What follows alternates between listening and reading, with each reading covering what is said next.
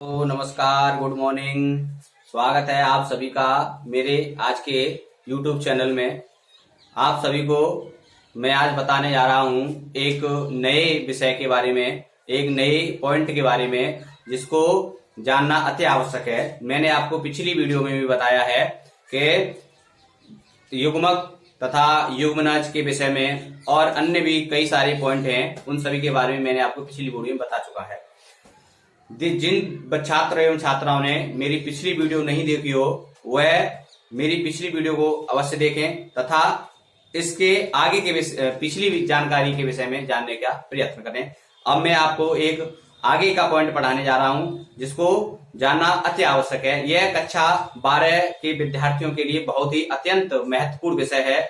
मैं इसलिए आपको यूट्यूब क्लास दे रहा हूं क्योंकि विद्यालय सारे बंद हैं और सभी छात्र छात्राओं की ये बहुत बड़ी समस्या है कि आगे की पढ़ाई किस प्रकार से जारी रखें। इसलिए मैंने एक अपना नया यूट्यूब चैनल बनाया है, इसीलिए क्योंकि आप सभी तक मैं अपनी बात को तथा विद्यालय से संबंधित जो विषय हैं उन विषय की ज्ञान आप तक पहुंचा सकूं। तो चलिए आज का वीडियो शुरू करते हैं।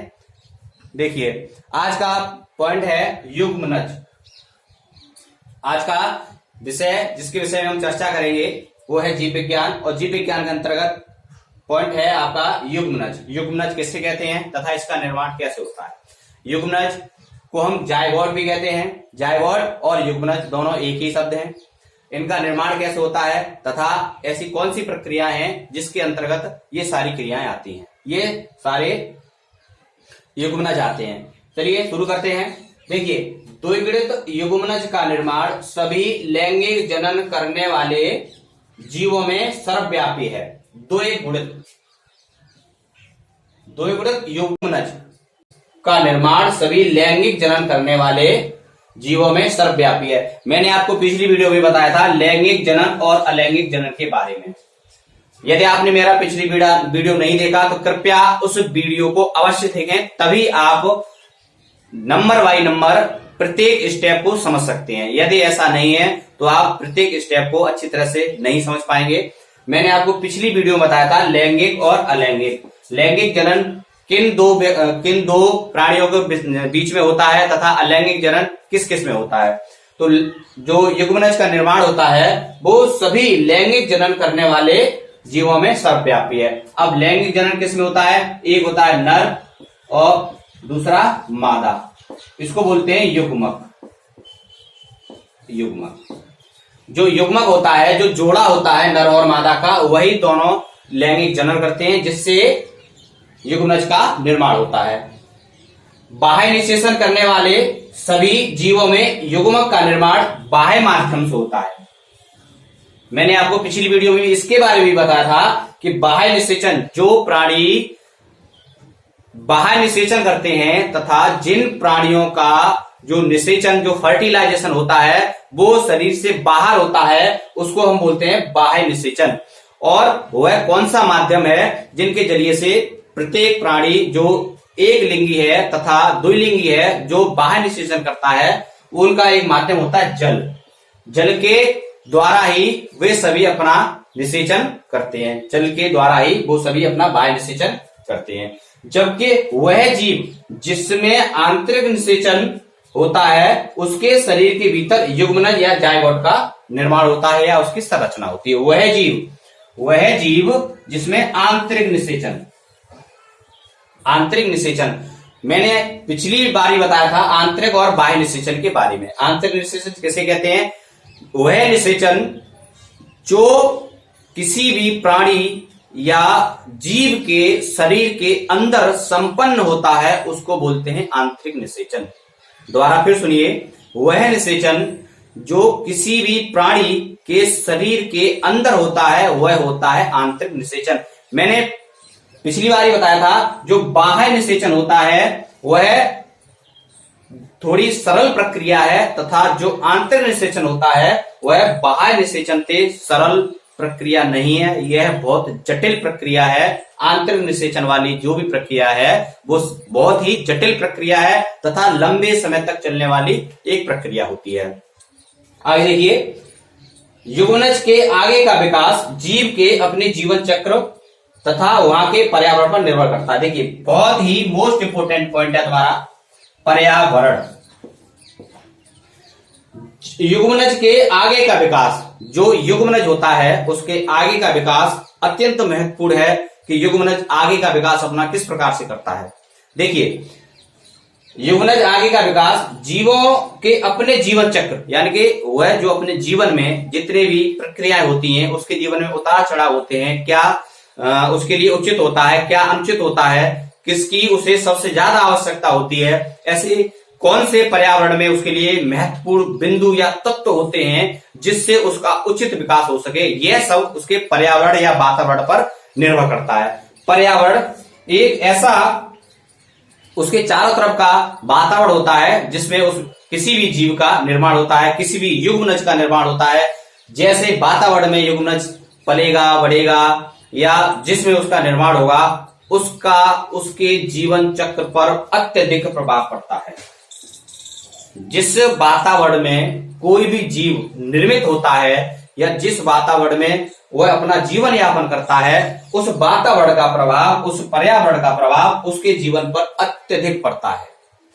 जैसा मान लीजिए कोई जीव किसी ऐसे वातावरण में रह रहा है कि उसको उचित पोषण मिल रहा हो, उसे उचित स्थान मिल रहा हो, उसे उचित उस देखभाल हो रही है उसकी, तो उस पर उसके जीवन में बहुत ही अच्छा महसूस करेगा और उन्नति के मार्ग पर बहुत ज्यादा आगे जाएगा। लेकिन वो ऐसा जीव जो उसको अपने जीवन में अच्छा वातावरण भी प्राप्त नहीं हो रहा तथा उसको उचित रहन सहन खाने पीने की व्यवस्था भी नहीं है, तो उसके जीवन चक्र पर बहुत बुरा असर पड़ता है। इसलिए यह सबसे महत्वपूर्ण बिंदु है कि जो जीव जिस वातावरण में रहता है वह वातावरण कैसा है, हमें उस जीव के लिए किस प्रकार के वातावरण को व्यवस्थित करना है, ये अत्यंत महत्वपूर्ण विषय है।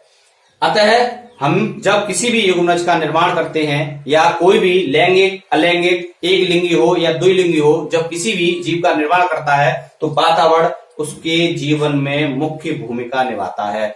यह पॉइंट आपको बहुत अच्छी तरह से समझ में आया होगा। अब मैं आपको अगले पॉइंट के विषय में बता रहा हूं।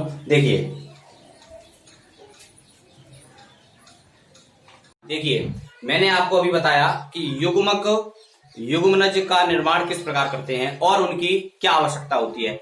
आगे बताएंगे आपको युग्मनज की आवश्यकता क्यों होती है। देखिए युग्मनज एक पीढ़ी से दूसरी पीढ़ी के बीच की महत्वपूर्ण कड़ी है। एक पीढ़ी से दूसरी पीढ़ी के बीच की महत्वपूर्ण कड़ी है। एक पीढ़ी ये और दूसरी पीढ़ी, एक पीढ़ी और दूसरी पीढ़ी, यानी कि जो युग्मनज होते हैं या कोई भी युग्मक नर और मादा मिलकर किसी युग्मनज का निर्माण करता है, वह युग्मनज एक पीढ़ी से दूसरी पीढ़ी के एक कड़ी के रूप में होता है।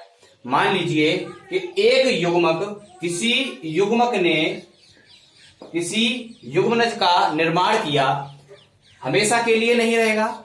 जो युग्मक होते हैं, जो सजीव होते हैं, का अंत निश्चित होता है और वो अपना विकास और अपना जीवन यापन एक निश्चित समय तक ही करते हैं। इसलिए युग्मनज की आवश्यकता, युग्मनज एक पीढ़ी से दूसरे पीढ़ी के बीच की कड़ी होते हैं, क्योंकि ये भी अपनी उस अवस्था पर पहुंचकर वही प्रक्रिया करते हैं जो इनके पूर्वजों ने की, जो प्रक्रिया इनके पूर्वजों ने की वही प्रक्रिया युग्मनज भी करते हैं। देखिए जो प्रजातियों की निरंतरता, जैसा मैंने आपको बताया प्रजातियों की निरंतरता यानी कि अपने समान प्रजातियां उत्पन्न करना।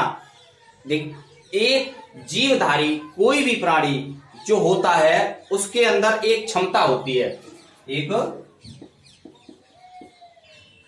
क्षमता होती है।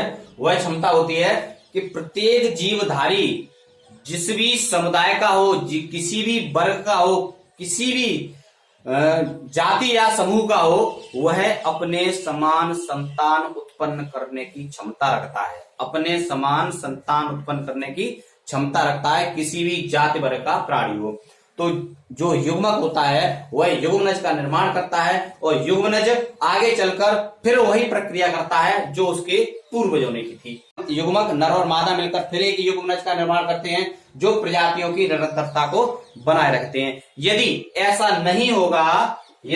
नहीं होगा तो मान लीजिए कोई भी एक प्रजाति को ले लीजिए, हम लेते हैं एबीज। बहुत अच्छी तरह से जानते हो कि एबीज एक पक्षियों का वर्ग है। अगर एबीज वर्ग अपनी प्रजातियों की निरंतरता को नहीं बनाए रखेगा तो एक समय ऐसा आएगा कि उनकी सारी प्रजातियां नष्ट हो जाएंगी, लुप्त हो जाएंगी। तो निरंतरता को बनाए रखने के लिए यौवनज की आवश्यकता अत्यंत महत्वपूर्ण होती है।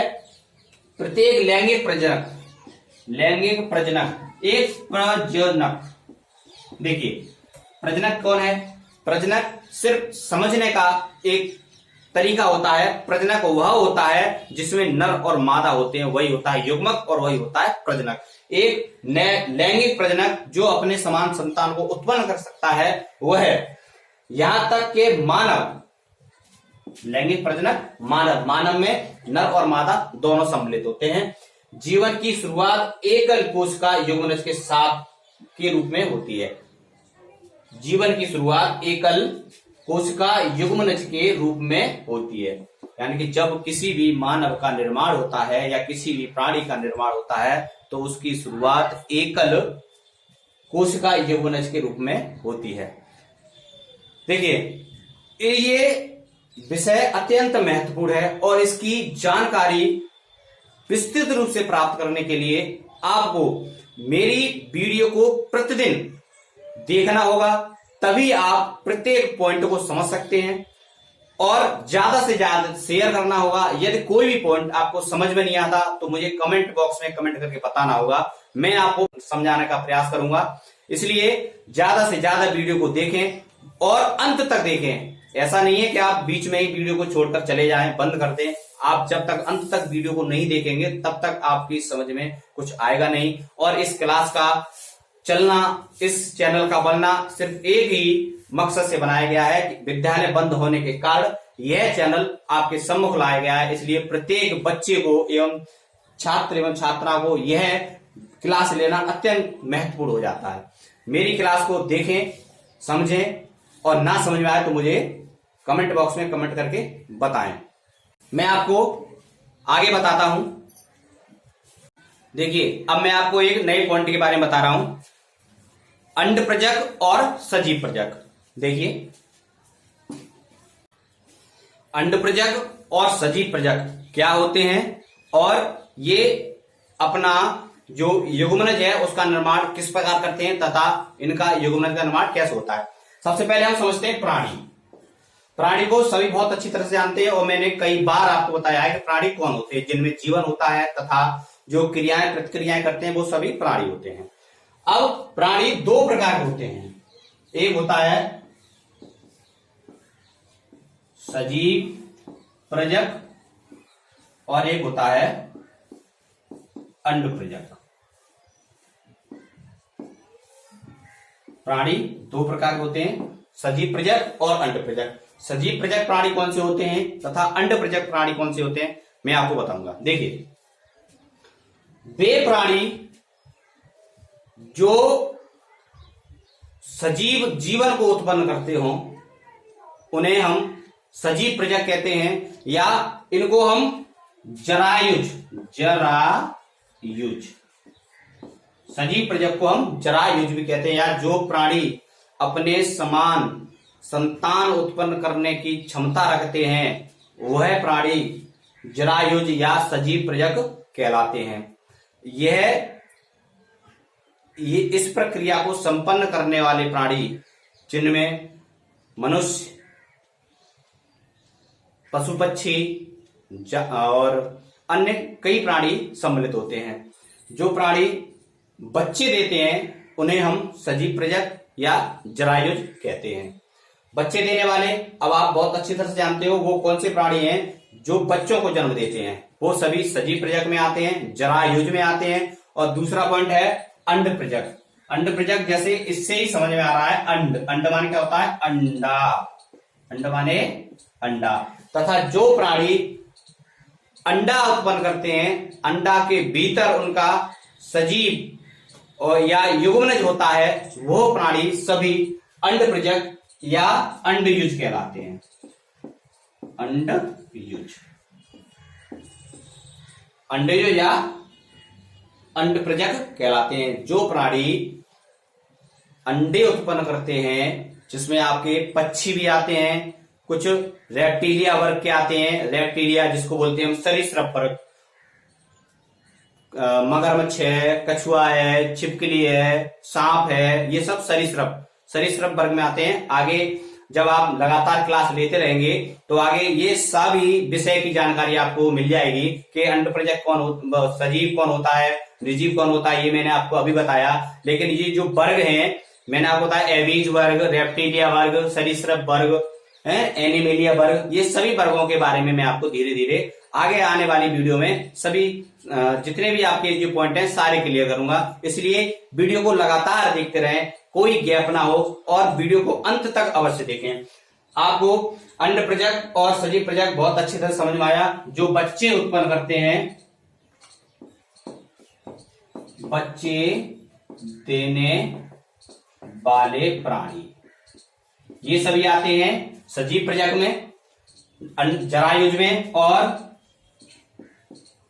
अंडे देने वाले प्राणी, ये सभी आते हैं अंडयुज या अंडप्रजक में। जो अंडे देते हैं उन्हें हम अंडयुज कहते हैं और जो बच्चे देते हैं उन्हें हम जरायुज कहते हैं। उम्मीद करता हूं आपको यह क्लास बहुत पसंद आई होगी। क्लास को अंत तक देखने के लिए बहुत बहुत धन्यवाद। यदि आपको कोई भी पॉइंट आपको समझ में नहीं आया हो तो कमेंट करके मुझे बताएं, मैं आपको उसे समझाने की पुनः कोशिश करूंगा। तो लाइक करें इस वीडियो को, शेयर करें, अधिक से अधिक सब्सक्राइब करें ताकि मैं और मेरी क्लास आप तक पहुंचे। आपको समझाने का प्रयत्न किया, इसके लिए आपको बहुत बहुत धन्यवाद। वीडियो को अंत तक देखने के लिए बहुत बहुत धन्यवाद।